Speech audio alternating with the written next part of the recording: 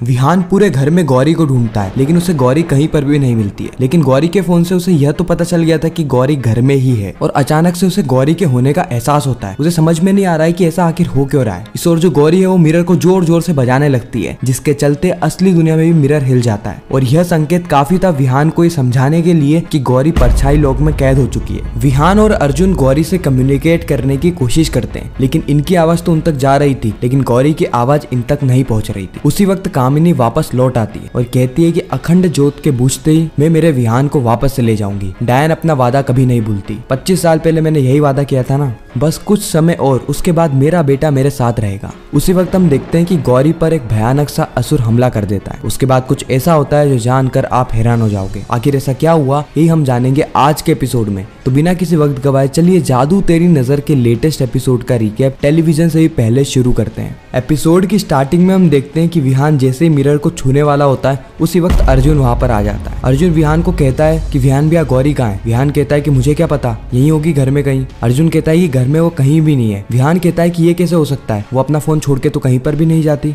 एक काम करो, तुम उसके घर पे फोन करो और पता लगाओ कि क्या वो घर पे आई थी। इस ओर हम गौरी को देखते हैं, जिसको वापस से वो भयानक सी आवाज सुनाई देने लगती है। गौरी समझ जाती है कि यहाँ पर उसके अलावा कोई और भी है। इस ओर वीना कांच में देखती है तो उसकी ही आत्मा तड़प रही होती है, और उसकी आत्मा को तड़पता हुआ देख वीना की असलियत भी मुरझा जाती है। कुछ ही पलों के अंदर जो काला जादू वीना के ऊपर हो रहा था वो गायब हो जाता है, परछाई भी गायब हो जाती है और दरवाजे अपने आप खुल जाते हैं। वीना समझ जाती है कि कामिनी वापस आ चुकी है और अब विहान पे खतरा और ज्यादा बढ़ गया है, और ये सारी चीजें हुई है सिर्फ और सिर्फ उसके कारण। गौरी हॉल में आती है और हॉल वाले कांच से वो अपने असल दुनिया में माता रानी की मूर्ति को तो देख पाती है, लेकिन जिस परछाई लोक में वो है वहाँ पर माता रानी के स्थान पर एक काली काली सी चीज रखी हुई थी। ये बताती है परछाई लोक में सारी ही चीजें काली है और भगवान का तो कोई साया भी नहीं है। यहाँ पे सिर्फ और सिर्फ भूत प्रेत आत्मा ही रहती है, या फिर उन्हें कैद करके रखा जाता है। गौरी माता रानी के सामने हाथ जोड़ती है और माता रानी से विनती करती है कि माता रानी, मैं यहाँ पर अकेली नहीं आई हूँ, मैं तेरा साथ लेकर आई हूँ। मुझे तुझ पे पूरा विश्वास है कि तू मेरी सहायता अवश्य करेगी, मुझे यहाँ से बचा ले माँ। उसी वक्त गौरी की नजर जाती है अखंड ज्योत पर, जो कि बुझ रही होती है। गौरी को समझ में नहीं आता है कि आखिर ये बुझ क्यों रही है। फिर थोड़ा दिमाग दौड़ाने के बाद गौरी इस निष्कर्ष पे पहुंचती है कि शायद से कोई उसे फंसाना चाहता था। अखंड ज्योत बुझेगी तो विहान पे खतरा बढ़ जाएगा, और जब तक वो घर में थी, जब तक अखंड ज्योत अच्छे से जल रही थी, यानी किसी का टारगेट वह नहीं है बल्कि विहान है, और वह डायन विहान को मारना चाहती है। इसलिए तो उसने मुझे परछाई लोक में कैद कर दिया ताकि अखंड ज्योत बुझ जाए और विहान पे खतरा बढ़ जाए। गौरी को सारी चीजें समझ में आ जाती है। हालांकि वह डायन विहान को मारना नहीं चाहती है बल्कि विहान को ले जाना चाहती, बट गौरी को ये चीजें कहाँ ही पता है, इसलिए उसको ऐसा लगता है कि वह डायन विहान को मार देगी। इस और अर्जुन विहान को बताता है कि भैया मैंने चारू को कॉल किया था, गौरी भाभी वहाँ पर गई ही नहीं है। विहान कहता है कि आखिर गौरी चली कहाँ गई, उसका फोन भी यहाँ पर है। मैंने गार्ड से भी बात करी, गार्ड ने ऐसा कहा कि गौरी घर से बाहर गई ही नहीं है। कुछ भी समझ में नहीं आ रहा है अर्जुन, कहीं वो बड़े खतरे में तो नहीं है। अगर उसे कुछ भी हो जाएगा ना तो मैं अपने आप को कभी भी माफ नहीं कर पाऊंगा, कि उसके आज जो कुछ भी हालत है वो सिर्फ मेरे ही चलते हैं। मैं ही उसको जबरदस्ती शादी करवा के लाया था और इस घर में रहने के लिए उसको मजबूर किया था। गौरी ये सारी चीजें कहाँ से देख रही होती है। गौरी मन ही मन में कहती है कि डीन साहब आप इतनी जल्दी रंग कैसे बदल देते हैं, कभी इतने अच्छे बन जाते हैं कि मेरा दिल आपके लिए नरम हो जाता है, तो कभी ऐसे बन जाते हैं कि मुझे आपसे नफरत होने लगती है। एक जगह रहिए ना,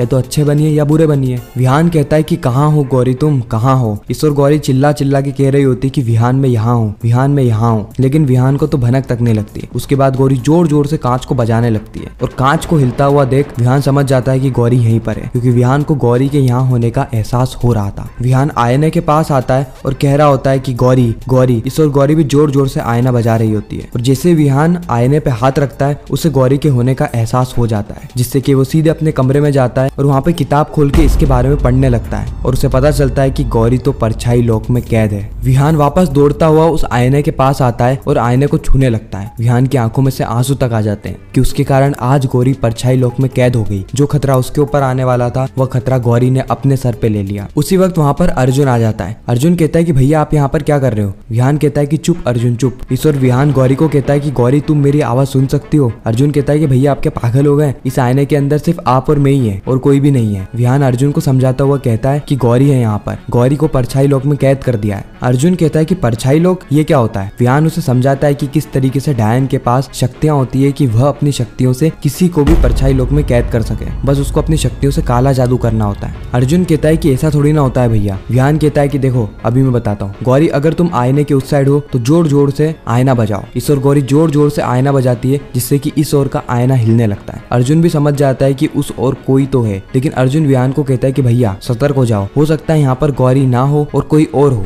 इसलिए मैं कुछ सवाल पूछूंगा, उसके हिसाब से जवाब देना है। विहान गौरी से पूछता है कि अगर आपको भैया खड़ूस रखते हैं तो आप आईने को 2 बार बजाओ, लेकिन गौरी आईने को नहीं बजाती। उसके बाद अर्जुन कहता है कि अगर आपको ऐसा लगता है कि आपको और आपकी बहन को अलग करने के पीछे विहान भैया का ही हाथ है तो आईने को बजाओ, और गौरी जोर जोर से आईने को बजाने लगे। अब ये दोनों समझ जाते हैं कि आईने के उस पार गौरी ही है। गौरी यहाँ पे बार बार ये कहने की कोशिश करती है आप पे बहुत बड़ा खतरा है, आप पे बहुत बड़ा खतरा है, लेकिन विहान को तो गौरी की आवाज आ ही नहीं रही होती है। विहान कहता है कि गौरी तुम डरो मत, मुझे पता है कि तुम्हें वहाँ पर कैद कर दिया गया है, लेकिन मुझ पर विश्वास रखना, मैं तुम्हें जल्दी से जल्दी परछाई लोक से इस दुनिया में लेकर आ जाऊंगा। तुम पे मैं अब आगे और कोई भी खतरा नहीं आने दूंगा। गौरी यहाँ पे चिल्ला चिल्ला के कह रही होती है कि आप बेवकूफ है क्या, खतरा मुझ पे नहीं आप पे है, खतरा मुझ पे नहीं आप पे है। लेकिन गौरी की आवाज तो विहान तक पहुंच ही नहीं रही है, इसलिए विहान बस अपने आप से ही बात कर रहा होता है। इस वक्त तक विहान को कुछ भी समझ में नहीं आ रहा होता है कि वो आखिर करे तो करे क्या। अब हम देखते हैं कि घर के अंदर हर्ष और सिया आ जाते हैं। ये दोनों ही बहुत ज्यादा जल्दी में होते हैं। हर्ष भैया भैया पुकारने लगता है। अगले ही सीन में हम देखते हैं कि घर के सारे ही लोग इकट्ठा हो जाते हैं और हर्ष को रोकते हुए पूछते हैं कि हर्ष तू कहाँ जा रहा है। हर्ष कहता है कि मैं भैया के पास जा रहा हूँ। कहाँ है भैया? सभी लोग कहते हैं कि तू इतना डरा हुआ क्यों है और तू कहाँ था, हमने तेरे को कितना ढूंढा, तू दिखा भी नहीं गई, ऐसी कहाँ ड्यूटी लग गई थी तेरी। हर्ष कहता है कि मेरे पास एक बहुत खतरनाक जानकारी है, वो वापस आ गई है। सभी लोग कहते हैं कौन वापस आ गई है? हर्ष कहता है कामिनी, जो कि भैया की असली माँ है, जिन्होंने भैया को जन्म दिया, वह डायन वापस आ गई है। इस और हम वीना को देखते हैं जो कि रोते रोते हॉल में आ रही होती है। सभी लोग को इस बात का टेंशन होने लगा है कि आखिर वीना क्यों रो रही है, क्योंकि वीना के आंसू सिर्फ एक ही चीज बयान करते हैं। वीना सिर्फ एक ही चीज में अपने आंसू निकालती है और वो है विहान के लिए। कहीं विहान को कुछ हो तो नहीं क्या? सभी लोग बहुत ज्यादा टेंशन में आ जाते हैं। वो वीना से पूछते हैं कि आखिर क्या हुआ है। वीना रोते रोते कह रही होती है कि ये मेरी गलती है, सब कुछ मेरी गलती है, वो वापस आ गई है, कामिनी लौट आई।